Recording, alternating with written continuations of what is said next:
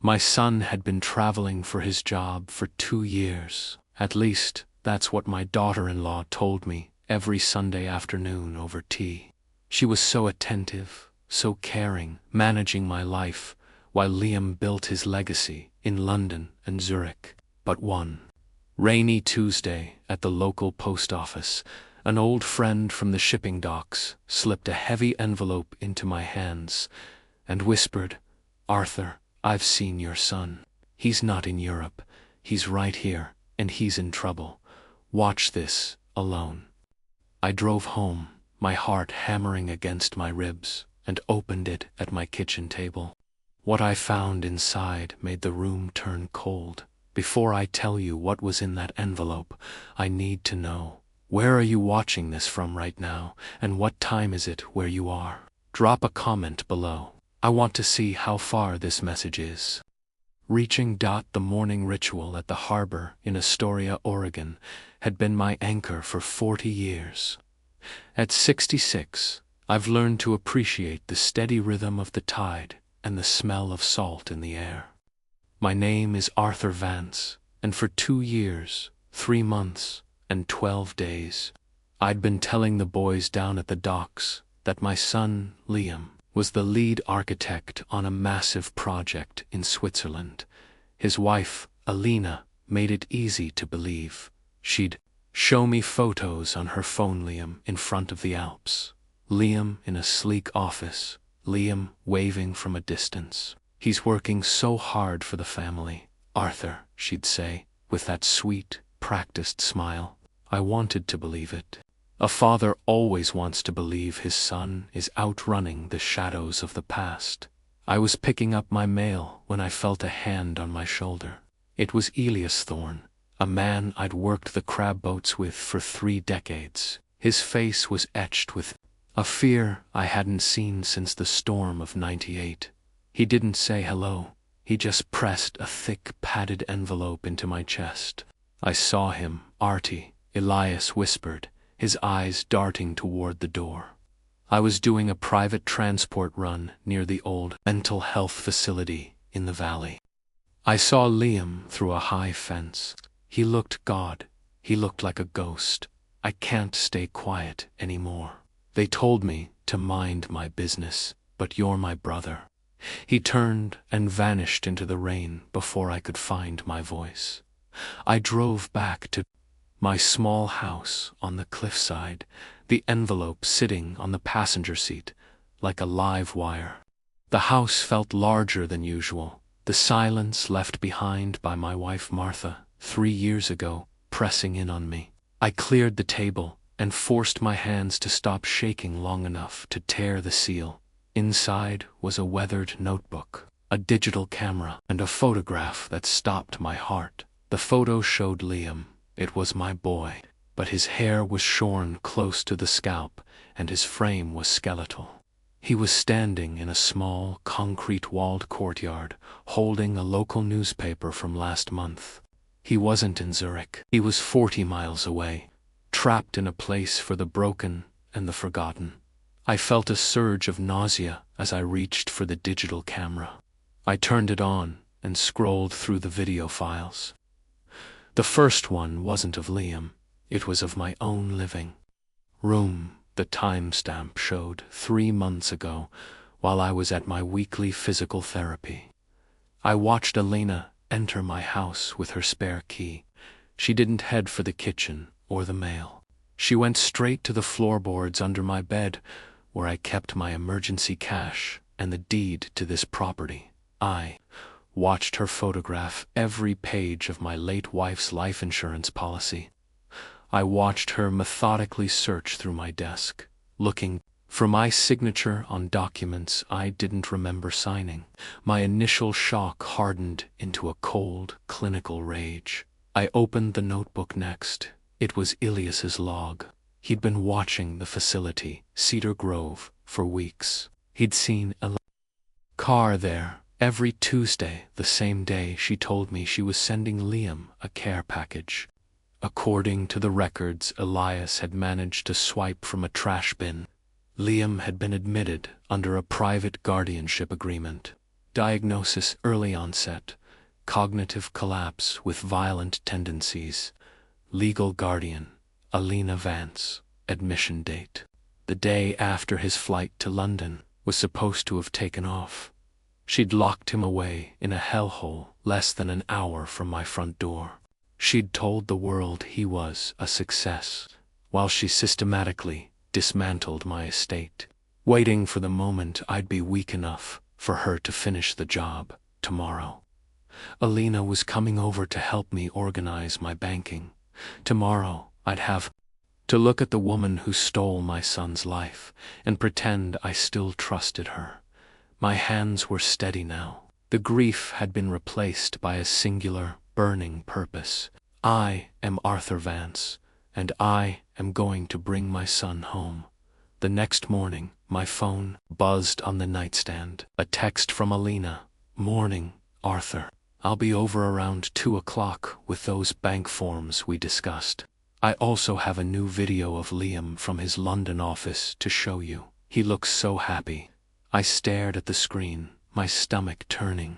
I replied with 3 words. See you then. I spent the next 4 hours in my basement workshop. To anyone watching through the windows, I was just a retired sailor tinkering with a model ship.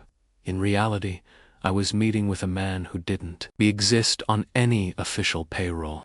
His name was Silas, a former skip tracer I'd known from the old days. She's smart, Artie, Silas whispered, leaning against my workbench. He'd spent the night digging into Elena's digital footprint.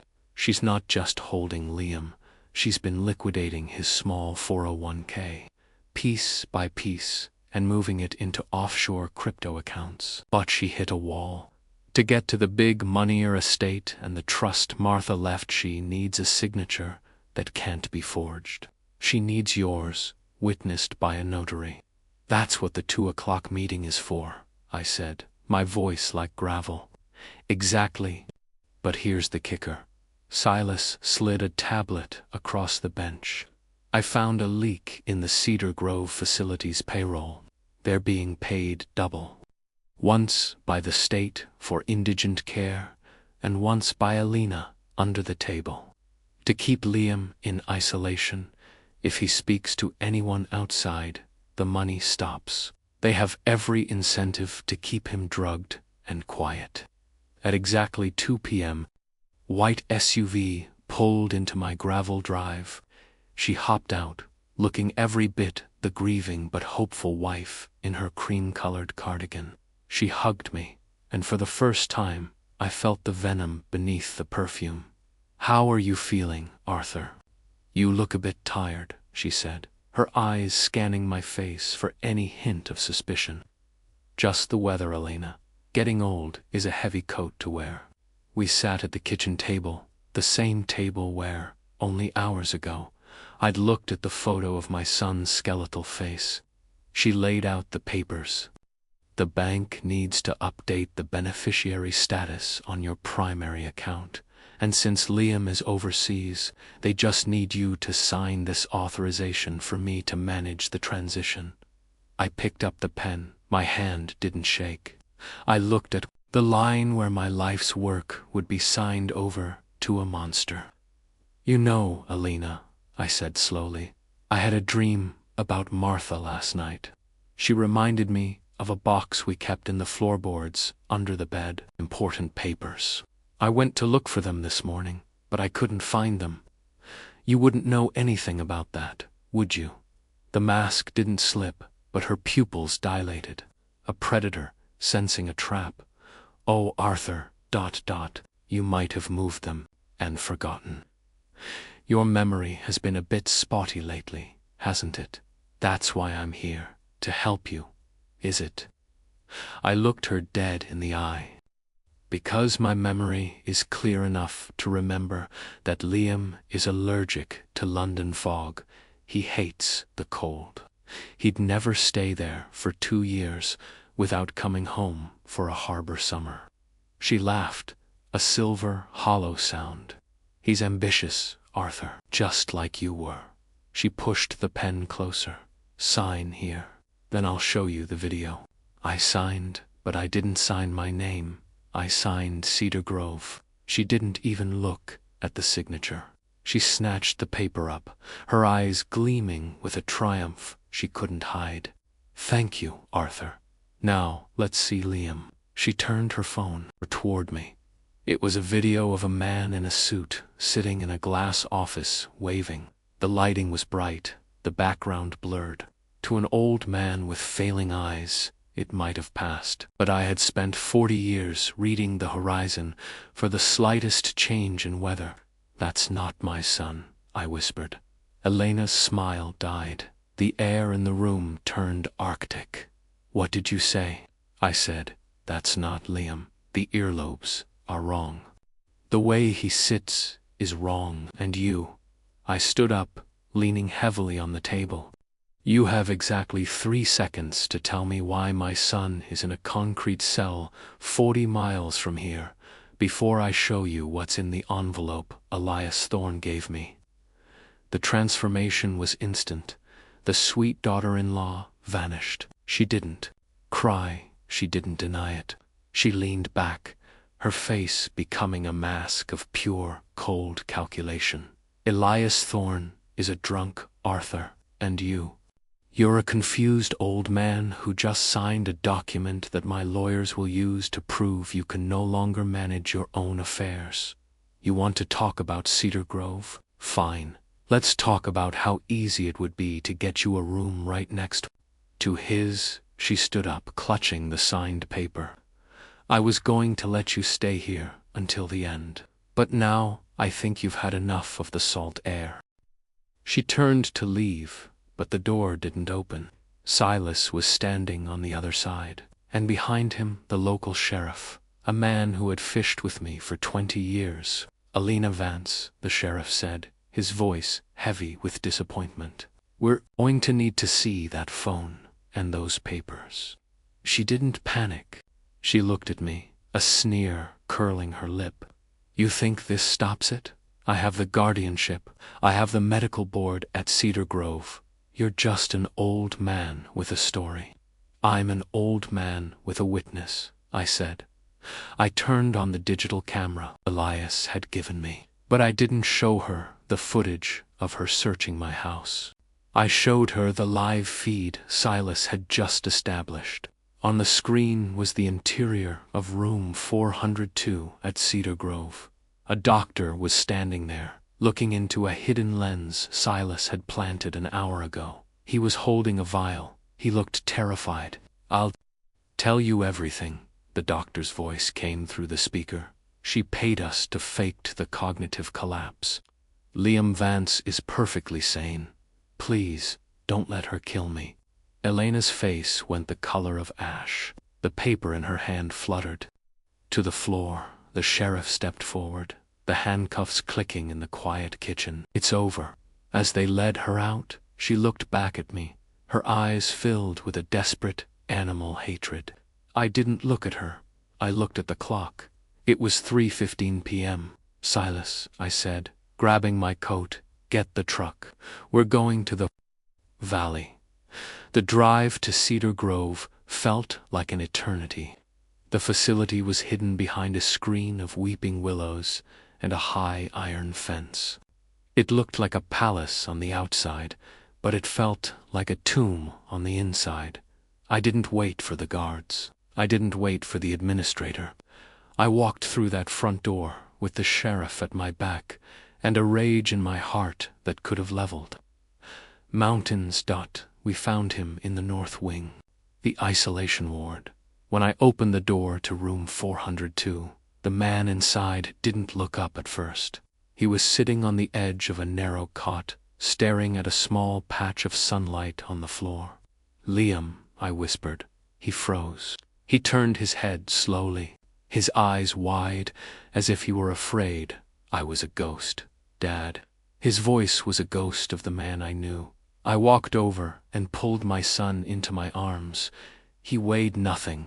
He smelled of antiseptic and despair. "I'm here, son," I sobbed into his shoulder.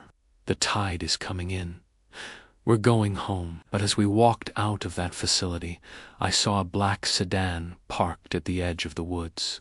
A man was inside, watching us through a pair of binoculars. He wouldn't move when he saw me looking. He just picked up a radio, said something, and drove away.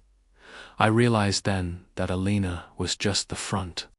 The rot went deeper than one greedy woman. I looked at Liam, who was squinting at the late afternoon sun, and I knew the fight was only beginning. My name is Arthur Vance, and I've spent my life protecting my ship from the storm. Now I'm going to sink the fleet that tried to take my family. The next 6 months were a blur of depositions, legal battles, and the slow, painful process of bringing a man back from the dead. Liam lived at the ranch, his body healing faster than his, mine. For the first few weeks, he couldn't handle loud noises or bright lights. He'd sit on the porch for hours, just watching the waves, as if he were trying to remember the man he used to be before the drugs and the concrete walls. The investigation into Alina opened a door I don't think she ever intended to unlock. She wasn't just a greedy wife. She was part of a predatory guardianship ring that spanned 3 counties. They targeted wealthy families with elderly parents or heirs, using crooked doctors to sign off on cognitive collapses, and then draining the estates while the victims were kept in a chemically induced fog. The trial was a media circus. Alina sat at the defense table, her high priest lawyers trying to argue that she was overwhelmed and scared for Liam's health. But when the sheriff played the audio of her threatening to put me in a room next to my son, the courtroom went dead. Silent, she was sentenced to 25 years. The administrators at Cedar Grove got 15, but justice, as I've learned, doesn't always feel like victory. One evening, about a month after the sentencing, Liam and I were sitting by the fire. He looked better, his weight was back, and the light had returned to his eyes. He turned to me and said, "Dad, why didn't you give up? Alina told me every day that you'd forgotten I existed. She said you were happy to be rid of the burden of me." I reached over and gripped his hand, my calloused fingers steady against his. Liam, a captain, never abandons his crew, and a father never forgets his blood. I knew the weather was wrong. I just had to wait for the right wind to show me the truth. He smiled, a real one this time, but then he pulled a small silver coin from his pocket. It had a strange insignia on its 3 interlocking circles. "I found this in my coat the day I was admitted," Liam whispered. "It wasn't Elena's. It was the man in the black sedan. He came to my room once when the doctors were out. He told me that my inheritance wasn't money, Arthur. It was a list of names my mother had kept in her trust, names of men who run the harbor, men who are still now there." I looked at the coin, and a cold realization washed over me. Martha hadn't just left us a ranch, she'd left us a target. The story of the Vances isn't over. We've reclaimed our home, and we've reclaimed our name. But the shadows are still moving at the edge of the trees. Looking back on this journey, I see a man who almost lost his legacy because he chose the comfort of a lie over the pain of the truth. Don't be like me. Don't wait for a package to arrive at your door to start asking questions. God gave us eyes to see the storm coming and a heart to protect those we love. If something feels wrong in your family, stories don't add up. Don't ignore that feeling. That's the voice of your ancestors warning you of the tide. Evil thrives in the silence of good men.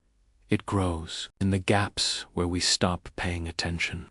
These grandpa stories aren't just about the past. They're about your future. They are lessons paid for in blood and years so that you don't have to pay the same price. The ranch is full of life again. Ivy and Knox are running through the tall grass, And Liam is learning to design again, sketching the horizon he once thought he'd never see. We are a family together, and that is the only victory that matters. If this story moved you, if it reminded you to hold your loved ones a little tighter, or to look a little closer at the truth, then please leave a comment below. Tell me what lesson you're taking away from Arthur Vance. Subscribe to this channel and hit that bell icon. There are more stories to tell, true stories of men and women who fought the darkness and found their way home. Share this with a father, a son, or a friend who needs to hear it today. Your voice is the light that keeps the shadows at bay. God bless you. Stay wise, stay vigilant, and remember, the truth will always find its way to the shore.